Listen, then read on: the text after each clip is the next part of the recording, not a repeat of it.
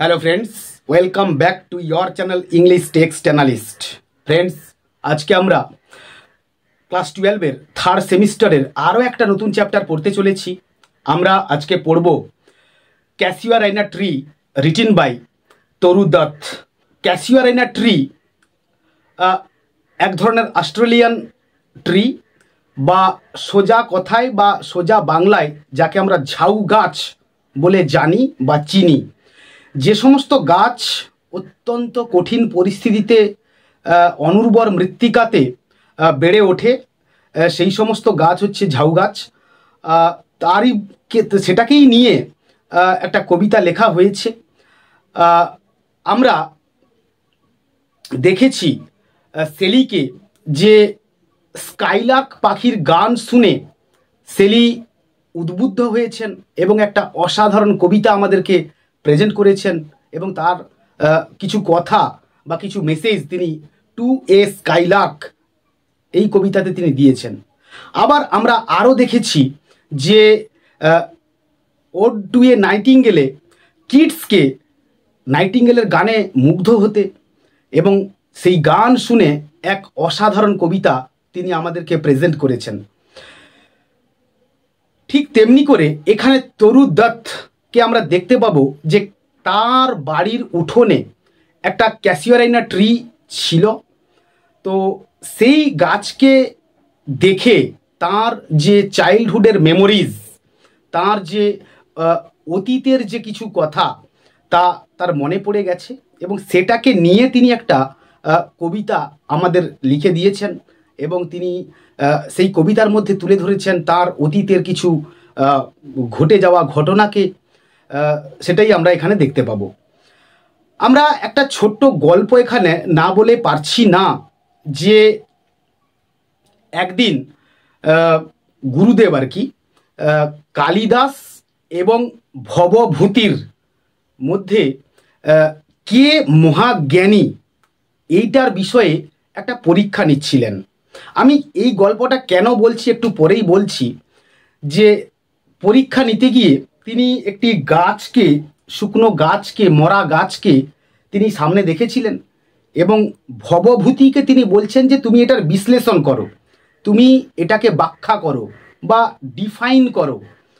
তো সেখানে ভবভূতি এটার ডেফিনেশন দিয়েছিলেন যে শুষ্ক বৃক্ষং অগ্রে অস্তি, যার রূপান্তর করলে এরকম দাঁড়াচ্ছে যে শুষ্কং কাষ্ঠং তিষ্ঠতি অগ্রে। তো তারপরে গুরুদেব কালিদাসকে বললেন যে আচ্ছা কালিদাস, তুমি তাহলে এটার একটা বিশ্লেষণ করো বা এই গাছকে নিয়ে তুমি কিছু বলো। তো মহাজ্ঞানী কালিদাস তার বর্ণনা দিয়েছিলেন এরকম যে নীরস তরুবর পুরত ভাগে। তো এখানেই জ্ঞানের পরীক্ষা হয়ে গেল, দুজনের ভাষার চয়ন আমরা এখানে দেখতে পেলাম যে কে মহাজ্ঞানী। আমরা বুঝতে পারলাম যে সত্যিকারে যে কালিদাস হচ্ছেন অত্যন্ত মহাজ্ঞানী এবং তার ভাষার চয়নের দ্বারা আমরা সেটার প্রমাণ পেলাম। আমরা আমাদের প্রকৃতিতে পাখির গান শুনেছি, ফুলকে দেখেছি, গাছকে দেখেছি, কিন্তু আমাদের কলম থেকে এক লাইনও কবিতা বেরোয় না বা আমরা লিখতে পারি না। অর্থাৎ আমাদের সঙ্গে কবিদের যে এইখানে একটা ডিফারেন্সিয়েশন রয়েছে সেটাই আমি বলতে চাইছি। যে একজন কবি একটা স্কাইলার্ক পাখির গান শুনে কবিতা লিখে ফেলছেন, একটা নাইটিঙ্গেল পাখির গান শুনে একটা কবিতা লিখে ফেলছেন, ফুলের হাসি দেখে, ফুলকে হাসতে দেখে সেটাকে একটা কবিতা লিখছেন। আবার তরু দত্ত এখানে তার বাড়ির উঠোনে ক্যাসিওরাইনা ট্রিকে দেখে তিনিও একটা অসাধারণ কবিতা আমাদের সামনে প্রেজেন্ট করেছেন। আমরা দেখতে পাবো যে কত সুন্দর, কত নিপুণ একটা পিকচারাইজেশন এখানে করা হয়েছে। আমরা সেটারই একটা ঝলক এখানে দেখব। তবে তার আগে আমাদেরকে একটুখানি জেনে নিতে হবে যে background facts of the poetry or the কি ফ্যাক্টস অর দ্য কি notes of the text or the poetry. Let's now have a look at first. Our casuarina tree, a kind of Australian tree, এক ধরনের ঝাউ গাছকে নিয়ে কবিতা, তার কিছু ব্যাকগ্রাউন্ডসে আমরা দেখে নেব। দেখো the text published in 1881 by Toru Dutt, যার মানে আমি আগেও বলেছি যে রীতি বা রকম বা ধারা, autobiographical poem, স্ট্যান্জাজ 5 lines 55, 5 into 11 is equal to 55, 55 লাইনের একটা কবিতা আমরা পড়তে চলেছি। রাইম স্কিম আমরা একটুখানি দেখে নেব, A B B A C D D C E E E. তো প্রথম যে রাইম স্কিমটা সেটা কিনা পেত্রারকান রাইম স্কিমকে ফলো করা হয়েছে। প্রথম 8 লাইন এখানে আমরা দেখতে পাবো। Metre, iambic, pentameter, structure, each stanza is an 11 line form, essentially an octave, যেটা বললাম আর কি, 8 lines followed by a tercet. Tercet মানে হচ্ছে 3 লাইন বিশিষ্ট স্তবক বা কবিতাকে আমরা বলবো। With closed rhymes in the first 8 lines and a rhyming tercet. আমরা নেক্সট একটুখানি দেখে নেব ফর্ম বা রীতি, a hybrid form incorporating elements of a sonnet and a free verse structure within the large poem. তো ফ্রেন্ডস, তোমরা এখান থেকে একটা করে স্ক্রিনশট নিয়ে রাখতে পারো যাতে করে তোমাদের পড়ার সময় কাজে লাগবে বা সুবিধা হবে। আমরা নেক্সট আরো কিছু ফ্যাক্টস একটুখানি এক ঝলক দেখে নেব। দেখো, type, nature poem or lyric poem. Next tone, nostalgia, remembrance and a melancholy beauty. Mood, nostalgia, reflection and a poignant longing for the past. Symbols, nostalgia, longing and memory. The tree symbolizes the poet to remind her of her childhood home in India. About, in this poem Toru Dutt celebrates the majesty of the casuarina tree that she used to see by her window and remembers her happy childhood days spent under it and revives her memories with her beloved siblings. It represents the speaker's childhood. সোজা কথায় আমরা next চলে আসবো theme. The poem is more than the poetic evocation of a tree. It is recapturing the past and immortalizing the moment of time. So, recapture, the tree is both a tree and a symbol, and in it are implicated both time and eternity. আমরা next চলে আসবো central theme. Casuarina tree has been considered one of the best poetic pieces of Toru Dutt. The poem shows keen sensitiveness to nature and responsiveness of her soul to color. Next আমরা আরো কিছু facts এবং Literary devices আমরা দেখে নেব। In the first stanza number 1 আমরা পাচ্ছি simile বা উপমা, like a python. The phrase is comparing a creeper with the python. In the second stanza আমরা আরো সিমিলি পাচ্ছি, grey baboon sits statue like alone. Here grey baboon is compared to a state. Next আমরা পাচ্ছি আরো একটা simile, water lilies spring like snow en masse. এখানে আমরা দেখতে পাবো যে ওয়াটার লিলিজ হ্যাজ সোন, অর্থাৎ has sown water lilies looking similar to snow. Number 2তে আমরা পাচ্ছি মেটাফর। মেটাফর কি জিনিস?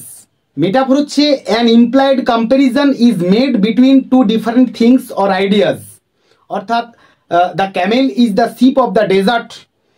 তো আমরা দেখতে পাবো যে giant wears the scarf, here the tree is replaced with giant considering its similarity to a giant. Next আমরা পাচ্ছি যে পার্সনিফিকেশন, অর্থাৎ ব্যক্তি সত্তার আরোপ করা হবে। এখানে দেখবো আমরা The poem has personified Casuarina tree as it has been shown a giant who is wearing creeper as a scarf. অর্থাৎ গাছটা যেন একটা স্কার্ফ গায়ে দিয়ে রয়েছে এরকম আমরা দেখতে পাচ্ছি এখানে। নেক্সট আমরা দেখব waves gently kissed the classic শোর। ঢেউ বা তরঙ্গ কি আর চুম্বন করতে পারে? তো সেটা দেখানো হয়েছে, মানে পার্সনিফিকেশন করা হয়েছে। Here waves have been personified, অর্থাৎ এখানে ঢেউ বা তরঙ্গকে ব্যক্তি সত্তার আরোপ করা হয়েছে। তো আমরা নেক্সট চলে আসব আরও বেশ কিছু লিটারারি ডিভাইসেস নিয়ে। নাম্বার 4 আমরা পাচ্ছি অ্যালিটারেশন। অ্যালিটারেশন কথার অর্থ হচ্ছে অনুপ্রাস। অ্যালিটারেশন কি জিনিস না, সেম লেটার, সেম সিলেবল অথবা সেম সাউন্ড আমরা এখানে পাবো। আমরা যদি বাংলাতে এর এক্সাম্পল দিই যে চলো চপলার চকিত চমকে, গুরু গুরু মেঘ গুমরি গুমরি। আবার ইংলিশে যদি আমরা এর কিছু একটা ডেফিনেশন দিই যে nor cast one longing lingering look behind. তো এখানে আমরা যেটা পাচ্ছি যে ক্রিপার ক্লাইম্ব, দেখো same letter, crimson cluster same letter, sweet song have heard. Next আমরা নাম্বার 5-এ পাচ্ছি assonance. Shall the tree be ever dear, have continuous repetition of vowel sound E. দায়ে ই রয়েছে, ট্রিতে রয়েছে, বিতে রয়েছে, এভারে রয়েছে, আবার ডিয়ারে রয়েছে। তো অ্যাসোনেন্স বলতে আমরা সেটা জানবো যেখানে রিপিটেশন অফ ভাওয়েল সাউন্ড হবে। নেক্সট আমরা চলে আসবো setting. The poet's home garden, childhood home of India. Next আমরা চলে আসবো what is a tercet. A stanza of 3 rhyming lines. The term is also used to denote either one of the 2-3 line groups forming the sestet of the Italian sonnet or the Petrarchan sonnet. অর্থাৎ Italian sonnet বা Petrarchan সনেটের যে গঠন আমরা জানি যে ABBA ABBA CDE CDE or CD CD CD, তারপরেও একটা 3 লাইনের স্তবক বা কবিতা থাকবে, তো সেটাই হচ্ছে টারসেট। নেক্সট আমরা একটুখানি চলে আসব আওয়ার পোয়েট তরু দত্তের লাইফ অ্যান্ড ওয়ার্কস নিয়ে। ইন ব্রিফ আমরা একটুখানি জানবো, তো দেখে নিই। দেখো, Toru Dutt was born in 1856 and she breathed her last in 1877. Was born at Rambagan, Kolkata in a Bengali Christian family. Her father took her to Europe at a very young age. At 12, she joined a school at Nice, where she became amazingly proficient in French. From there, her father took her to London to study music. She also attended lectures at Cambridge. After a 4-year stay abroad, she came back to India with her father. She began learning Sanskrit in order to understand the true spiritual heritage of India and present it in her own writings. Soon after her return, she developed tuberculosis, which cut her life short in 1877 at the young age of 21. Friends, আমরা আজকে এখানেই রাখলাম আমার এই টেক্সটের analysis. তোমাদের যদি অবশ্যই কাজে লেগে থাকে তোমরা আমার চ্যানেলটাকে সাবস্ক্রাইব করো এবং বন্ধুদের মধ্যে বেশি বেশি পরিমাণে শেয়ার করো, যাতে করে তারাও আরও করে জানতে পারে। এবং অবশ্যই don't forget to like my channel. পরের ক্লাসে দেখা হচ্ছে টেক্সট নিয়ে। ততক্ষণ পর্যন্ত প্রতিবারই যেমনটা আমি বলি, keep watching my channel, keep smiling and stay blessed.